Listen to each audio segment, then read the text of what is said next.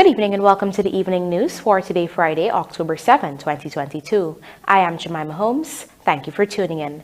Now let's take a look at some of the lead stories tonight. Major opportunities promised for Guyanese as Denmark-based firm opens local office. Government announces 28K one-off cash grant for old age pensioners. Government removes COVID vaccine mandate for entry into Guyana. AFC wants greater scrutiny in distribution of cash grants, and quarantine mother remanded for allegedly poisoning 4-year-old. Now for the news in detail. Denmark-based international transport and logistics company Bluewater Shipping Guyana has officially launched its service in Georgetown as the company continues not only to support the local oil and gas industry but also to enhance Guyanese capacity. Here is Vanu Manikchand with our lead story tonight.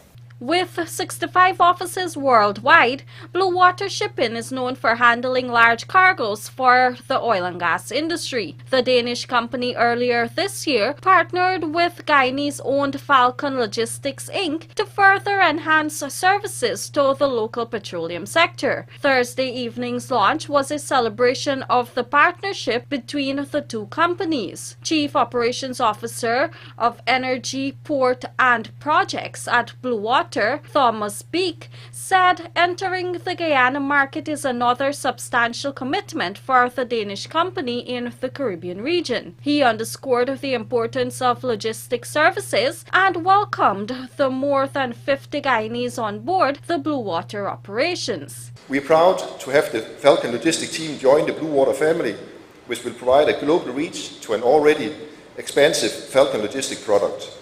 This newly formed Guyanese-owned company not only complies with the full spirit of Guyana's local content legislation, but creates an abundance of opportunities for local Guyanese people within this industry. In fact, the first 2 Guyanese employees have already been selected to join the Bluewater Shipping Management Training Program, which is a 2-year combination of study and logistics and on-the-job training around the world. They will spend the first year in Guyana, followed by 1 year abroad in offices like Singapore, Houston, Dubai, or Rio de Janeiro. Meanwhile, both the chairwoman of Bluewater Shipping Board of Directors, Anne Skov, and co-founder Falcon Logistics, Jennifer Falconer, have lauded the fact that the two companies have shared values and missions. Falconer noted that her company has grown over the past 9 years by servicing the local extractive sector and is now looking to expand into the oil and gas industry by joining forces with Bluewater Shipping. This new venture, with a company that has the capability and a sterling reputation as Bluewater Shipping, was the next logical step for our expansion. Bluewater Shipping shares the same values as Falcon, and their goals and objectives dovetail very neatly with ours. This unification, I am confident, will allow us to expand our reach and compete on the regional and international stage and create even more market leadership. We both bring a wealth of experience to the table, so I have no doubt that together we can take on the market with renewed vigor. Reporting for the Evening News, Vanu Manikchand. Prime Minister Mark Phillips has announced that provisions will soon be made in the local legislation to allow for the development of multi-hazard early warning systems in Guyana. Here are the details. Multi-hazard early warning systems can address several hazards and or impacts of a similar or different type of situations where hazardous events may occur alone, simultaneously, cascading, or over time, taking into account the potential interrelated effects. Speaking Thursday at the opening of the Improving Multi-Hazard Early Warning Systems Governance Consultation with National Disaster Risk Management Offices in the Caribbean workshop, Prime Minister Mark Phillips said the consultation is an important one for the country. The importance of multi-hazard early warning system for national and local governments cannot be underscored. It is important that we have this consultation on a regular basis so a country like Guyana can update and improve on what we are doing in the area of early warning, because as you heard before, early warning saves lives, and if we can forecast and we can warn people at an early time of any upcoming disaster, it can also minimize the damage that people suffer during times of disaster. The Prime Minister noted that Guyana's vulnerability to multi-hazards, specifically floods and droughts, has been further exacerbated by climate change. As such, the development of early warning systems that are end-to-end and people-centered is critical at this time. The government is committed to ensuring these provisions in our legislation to support the early warning system. Guyana's efforts at improving information and communication technology will allow us to transition to a better system of what is termed impact-based forecasting. Our plans to ensure that multi-hazard early warning system, however, will be based on sound, scientific and technical approaches that are centered around those in our society who are most at risk or most vulnerable. He also assured that plans for improving and digitizing risk data across all sectors, while simultaneously considering the changing reality and potential for the development of new multi-hazard risks, will be addressed. Meanwhile, the two-day workshop aims to revise existing governance mechanisms in the Caribbean region to identify good practices and recommendations to monitor and manage multi-hazard early warning systems. Representatives from the World Bank, the United Nations Office for Disaster Risk Reduction, the Ghana Civil Defense Commission, the Caribbean Disaster Emergency Management Agency, and the World Meteorological Organization have participated. The People's Progressive Party Civic Government on Thursday announced a one-off cash grant of $28,000 for all old-age pensioners across Guyana in a move aimed at assisting senior citizens to have a better quality of life. During a live broadcast to the nation, President Dr. Irfan Ali pointed out that since taking office in August 2020, his administration has ensured that the lives of all Guyanese are improved, with a focus on vulnerable groups, especially senior citizens. Here's a look. Since we assumed office in August 2020, we've increased old age pensions from $20,500 to $25,000, and from $25,000 to $28,000 in 2022. Cumulatively, this amounts to more than 36% increase granted in 2 years, and placed a total of approximately $22 billion in the hands of our old age pensioners annually. $22 billion in the hands of our old age pensioners annually. Additionally, in 2021, we paid a one-off grant of $25,000 to all old age pensioners, to every single old age pensioner. We paid a one-off grant of $25,000. This one-off measure alone placed an additional amount of $1.6 billion in the hands of pensioners. We also introduced the water subsidy to old age pensioners, which has benefited over 27,000 pensioners and provided them with additional disposable income of $200 million per annum.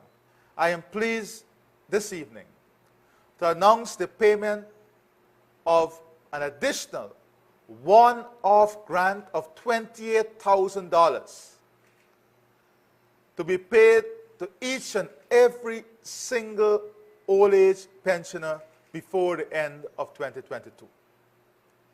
This new announcement of this one-off grant in 2022 will provide an additional $1.8 billion in disposable income to our pensioners, as we continue to take all the steps necessary to ensure that the quality of life you enjoy continue to improve in every regard.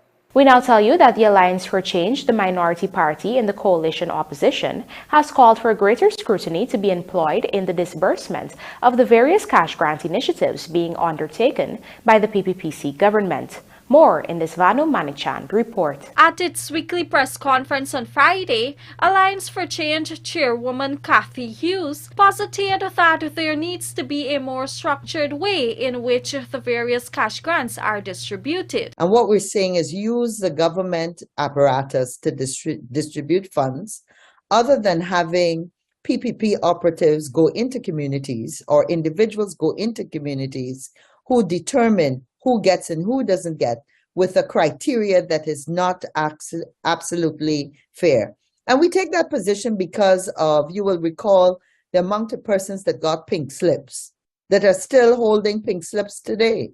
Moreover, AFC leader Kemraj Ramjatan further called for the names of the beneficiaries of these cash transfers to be publicized to allow for greater scrutiny. We demanded, and from the very beginning, that if there be cash transfers that are necessary, that the names and addresses of those that are beneficiaries of such cash grants be put up on the website of the relevant ministry that is doing the transfers.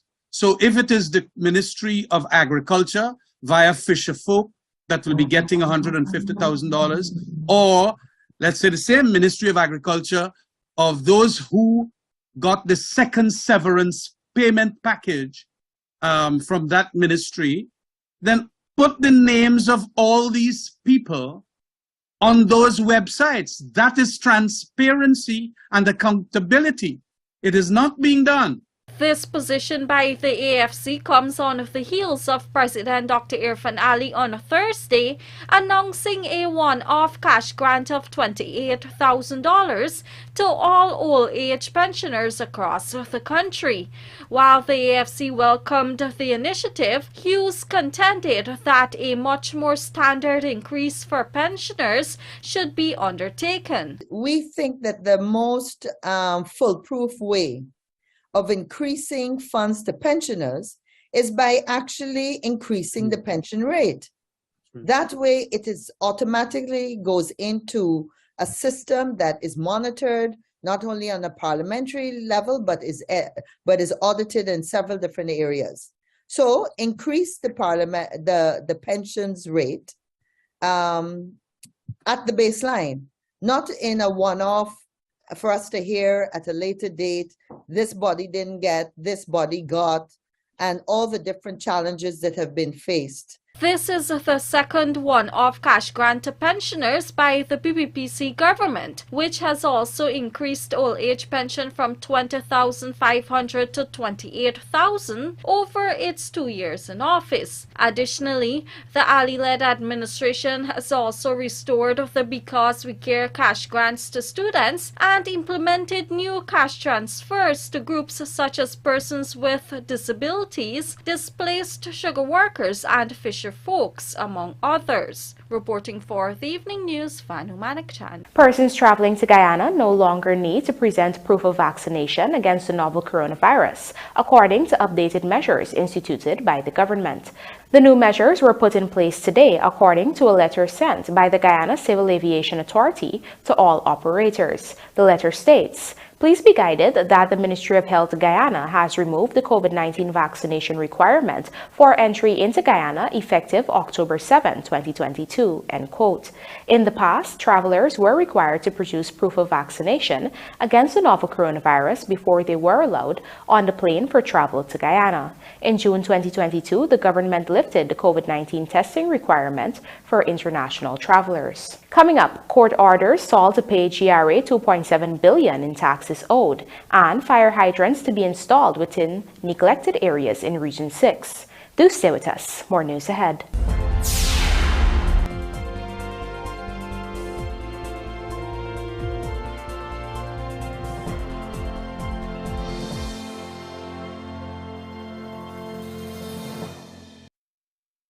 Cheryl, girl, you won't believe.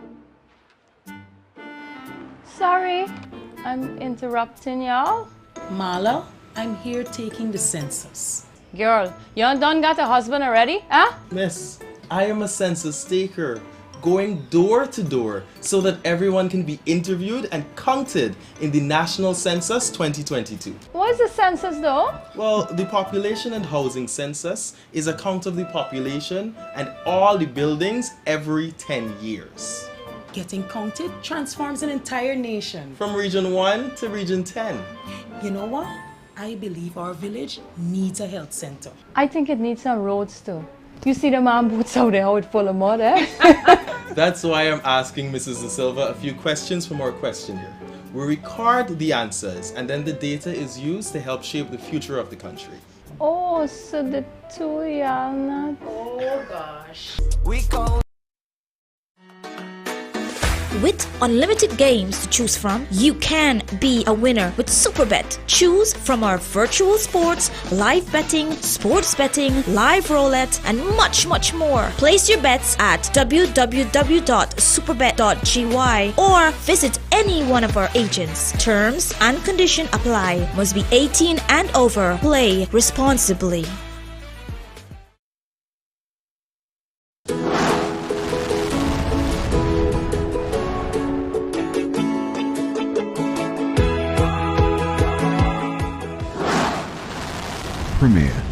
Premier insurance coverage for less. Stay safe.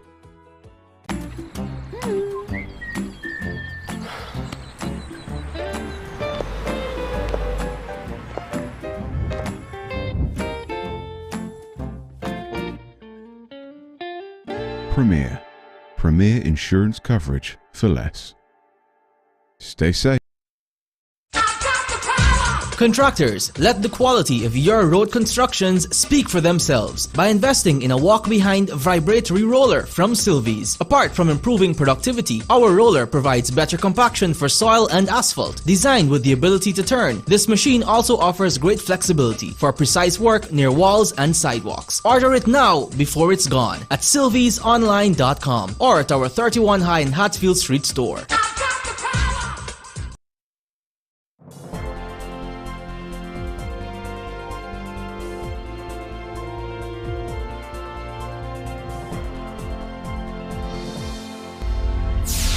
Welcome back. You're watching the Evening News. The Guyana Revenue Authority, GRA, has won a court battle against Sol Guyana Inc., and the fuel importer will now have to pay to the entity a whopping $2.7 billion in taxes owed for fuel importation. In a statement issued on Thursday, GRA said that the judgment was obtained against the company for corporation tax owed, together with penalties and interest applicable until the debt has been completely paid. It has been revealed that in another matter involving GRA and Sol, a High Court judge had last Friday refused an application made by the fuel importer for an order seeking an extension of time to file a corporation tax appeal against the Revenue Authority in relation to taxes calculated in several years of assessment. Those calculations were raised and maintained pursuant to the provisions of the Income and Corporation Tax Acts. The court ruled that Sol Guyana Inc. failed to satisfy the precondition for a tax appeal as set out by Section 98 of the Income Tax Act. The Revenue Authority had argued, among other things, that the company had no right to appeal under Section 86 of the said Act and that no extension of time beyond the lapse of the statutory period could be considered where there is no right of appeal. Back in March of this year, it was revealed that GRA was investigating Sol for importing and clearing millions of liters of fuel at duty-free rates for ExxonMobil's local affiliate Esso Exploration and Production Guyana Limited, but was failing to deliver the fuel to the oil company. EEPGL is entitled to tax exemption on fuel imported for its operations. At the time, GRA had claimed that by abusing EEPGL's exemption letters, Sol had ended up owing $2.6 billion in taxes. Sol had denied the accusations made by GRA. We now tell you that a 23-year-old woman was on Friday remanded to prison for allegedly giving her 4-year-old daughter poison to drink. Our Berbice correspondent Andrew Carmichael has the details. 23-year-old Naladev Shamsundar, called Tasha, of Lot 1, Number 50 Village, Quarantine, Berbice, appeared at the Number 51 Magistrates Court before Magistrate Alex Moore and was not required to plead to the charge of attempted murder. It is alleged that on October 2nd, at her home, she attempted to murder 4-year-old Tanisha Shamsundar by giving her a poisonous substance to drink. The charge was laid under Section 103A of the Criminal Law Offence Act, Chapter 801. Magistrate Moore remanded the housewife and ordered that she returns to court on December 9th for a police progress report. The court was told that the child is currently in a stable condition. According to the police, on October 2nd, 2022, at about 20 hours, the accused and her husband had a heated argument during which he slapped her. In turn, the accused told him that she will kill herself and her children. At the time, the accused and her 4-year-old were in the house, while the father was in a hammock on the veranda. Shortly after, the child started screaming, and her father rushed to her and saw Shamsundar with a bottle containing poison in her hand. The 4-year-old was taken to hospital, where she was admitted and remains a patient. It had been reported initially that the mother told investigators that her 4-year-old daughter was playing in the yard and subsequently informed her that she opened a bottle that was in the goat pen and drank some of its substance. It was also reported that police subsequently said they were able to obtain a confession statement from the child's mother, who admitted to giving the toddler the poison to drink. For Evening News, Andrew Carmichael. As part of activities being undertaken in commemoration of Fire Prevention Week, the fire service in Region 6 will be installing hydrants in communities which previously had none of those facilities, which is critical in fighting infernos. Our Berbice correspondent, Andrew Carmichael, joins us again with this report. Currently, only the town of New Amsterdam has water hydrants in Region 6, East Berbice Quarantine. The towns of Rose Hall and Corriverton have none. In fact, the entire 55-mile-long quarantine has none, the same as the East Coast Berbice, East and West Kanji, and the East Bank of Berbice. Divisional Fire Officer Clive MacDonald says this is a worrying situation. Addressing the Region 6 Regional Democratic Council, RDC, on Thursday, he said 30 water hydrants will be coming to the region. We will be getting 30 hydrants within Region 6. That's just for the forest fields. So we have to plan that, install those hydrants. So we'll have to work in collaboration with the regional authority and all of the other government arms, the Guyana, etc. Because all the resources we do not have in the fire service.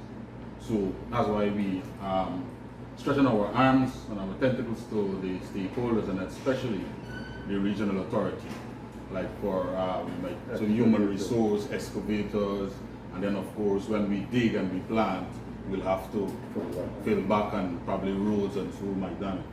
So that's our posture. MacDonald noted that by next week, a further 148 hydrants will be supplied to the fire service, which will be distributed countrywide. So we're just asking for the assistance of the regional authority to assist us in installing these hydrants. Well, surely that will be provided when you're ready. Right? So let me say this as a very important development, because for too long fires have been taking place in certain areas and there is no water supply. As a result of that, it's impeding the work of the fire service. And so it is good that His Excellency, the President of our Republic, has seen it fit to set a committee in place to ensure that fire hydrants are spread right across all the regions of our country, so that, especially we thankful for Region 6, so that in the event of fire, we have water available to deal with the fire. And especially with this dry spell season, we don't do, many times we responded to emergency and there's no open water nearby. So a hydrant will always have access, we can always access water from the hydrant, because just turn it on and you have it. The only problem, stop us from getting water there, is if there is a problem at the source, which is at the pump stations, etc. The Guyana Fire Service is currently celebrating Fire Prevention Week, which is being observed under the theme Working Together as One Guyana to Prevent Fires. Andrew Carmichael, The Evening News. The University of Guyana on Monday launched its 60th anniversary theme and logo. Here's more from Luanda McAllister. The University of Guyana was established on October 3rd, 1963, and therefore becomes 60 on October 3rd, 2023. A year ahead of its 60 years, the school officially launched its 60th anniversary logo and theme while announcing a packed list of activities. While it has not been officially announced, the Evening News was informed that a series of activities have been lined up leading up to the celebrations next year. Speaking at the launch, the University of Guyana's Vice Chancellor Professor Paloma Mohamed Martin said that since the opening of the university, there has been much growth. When University of Guyana opened in 1963, there were 3 faculties, about 30 students, and about 9 or 10 lecturers. Today, this university has 10 faculties, 12 research institutes, about 11,000 students, and a footprint of 8 campuses across this country, plus a ubiquitous online virtual presence. It has over 50,000 alum, of whom many command the heights of international corporations, governments in Guyana, outside of Guyana, in the private and public sector. She said that the impact of UG on Guyana, the Caribbean, and the world is immeasurable. In the new year, the professor stated that they hope to bring that into focus by having national and international conversations about the future of the university. We hope that all those who are grads, our partners, friends, and so on, will join in that conversation. I'd like to thank especially successive governments of the University of Guyana, because though we have not ever had as much as we have needed over the past 59 years, successive governments from 1963 have found it necessary to give the university something, and we have made magic out of very little. And the magic we make is in our alum and our graduates. As of now, UG is the largest, oldest, and most advanced and only state university in Guyana. The mission of the university is to discover, generate, disseminate, and apply knowledge of the highest standard and for the service of the community, the nation, and all mankind within an atmosphere of academic freedom, innovation, and universal respect. As the university is on the cusp of celebrating its 60th anniversary in 2023, it is stepping up its focus on becoming one of the leading and most sought-after educational institutions in the world for both staff and students. Reporting for the Evening News, Lawanda McAllister. A team of petroleum engineers and technicians in the Ministry of Natural Resources participated in an intensive training exercise that forms part of the Guyana government's overall efforts to enhance technical skills and specialization through capacity building in the monitoring and management of the country's growing oil and gas sector. Vanu Manichand reports. With the support of the World Bank's Guyana Petroleum Resources Governance and Management Project, government is implementing critical software installation and training for the country's oil and gas sector. Halliburton's landmark software for drilling and geoscience disciplines has been obtained to enhance the technical work of the government in relation to effectively supporting contract management activities and policy decisions. The acquisition of this software includes detailed training and capacity building program for the technical staffers from the Natural Resources Ministry and the Guyana Geology and Mines Commission (GGMC) involved in monitoring using Guyana's data.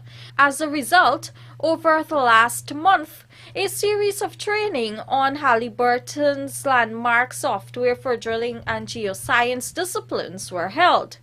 Addressing the participants during the final week of training on Tuesday, Natural Resources Minister Vikram Bharat spoke of the need to work with stakeholders to build capacity locally. What we had promised is to ensure that we build out the framework or the architecture to manage the oil and gas sector. And this is what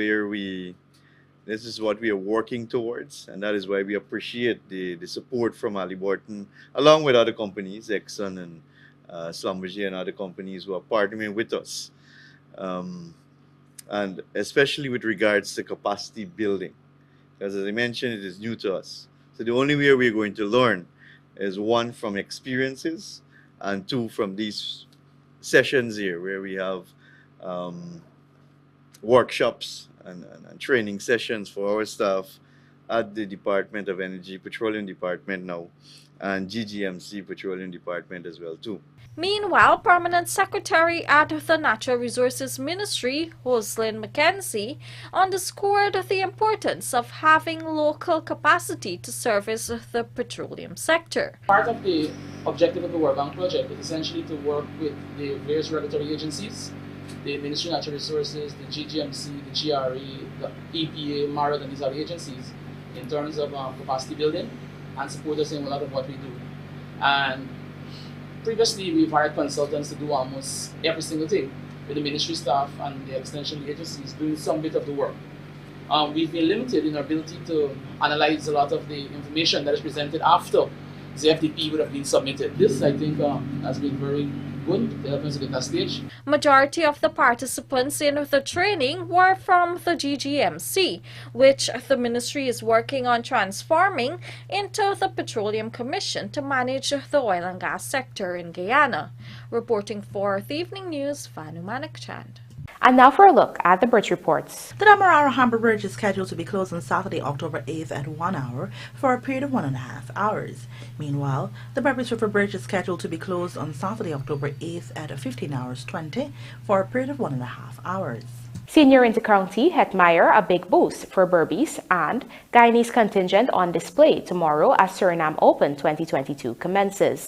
Details of these stories and more in this podcast, sponsored by MacCorp, coming up on the other side of the break.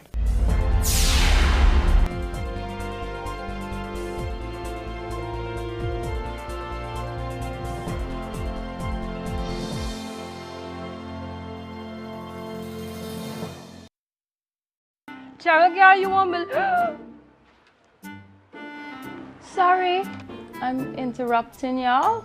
Marla, I'm here taking the census. Girl, you done got a husband already, huh? Miss, I am a census taker, going door to door so that everyone can be interviewed and counted in the National Census 2022. What is the census though? Well, the Population and Housing Census is a count of the population and all the buildings every 10 years.